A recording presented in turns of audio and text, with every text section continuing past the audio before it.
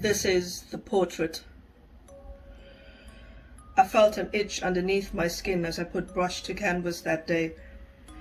Her porcelain eyes and painted smile made my stomach feel hollowed out, like a tomb dug deep into the earth. Her hair caught the afternoon light and held it captive in her swirling, sickening curls. She adjusted her velvet skirt, and it was as though a purposeful cloud of dust swayed to my senses, summoning a response. I feared that if I sneezed and lost composure, she would get what she wanted. I chose oil for her portrait as opposed to my usual acrylics because of its forgiving nature on the wielder.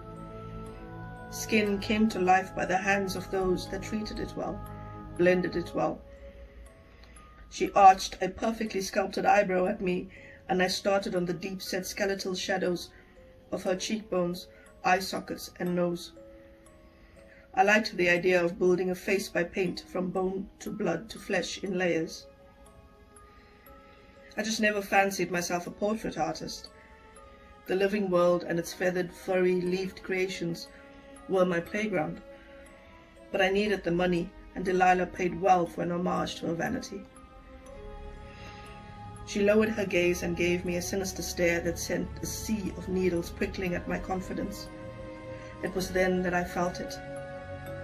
A pull at the pit of my gut, copper on the tip of my tongue, scorched hair in and around my nose. Her smile deepened as sanguineous strokes of red caressed the canvas in the shape of her tight-fitted bodice. I was being swallowed and consumed by her horrific beauty, coerced into adoration as my brush highlighted her lush, plump lips with tiny speckles of pure white paint. The slow pulling at my stomach was now a cackling set of teeth, chewing, making its way up my body. There were licks of an acidic tongue against my torso, and I heard Delilah cooing affectionate nothings into my terror. Piece by piece, my skin and sentiments were singed off, circling the canvas in a gruesome halo of sinew and twitching nerves. I yelled out in voiceless mourning for the blood-drenched portions, but paint bubbled up my throat, coating my mouth in lingering linseed. Cadmium red tears and Prussian blue fears. Delilah's eyes were portals of peril as she rose from her poised perch, claws raised now to the darkened heavens. She wrenched what was left of me from this realm and cast me into the canvas, a whirl of dizzying disfigurement. I stared out of the painting, my fear and flesh a now living portrait. She smiled at me, picked up the canvas, and proudly glided to her manor in the shadows.